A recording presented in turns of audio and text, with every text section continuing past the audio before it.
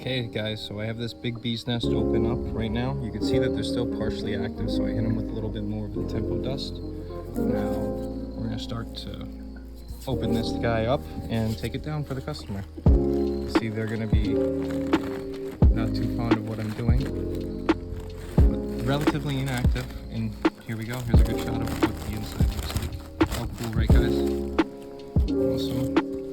Now you can see if this was an active nest, like I would not have been able to get even remotely close to this. I'm just gonna, just for my safety, I'm gonna dust inside a little bit more. Light, not white, remember that.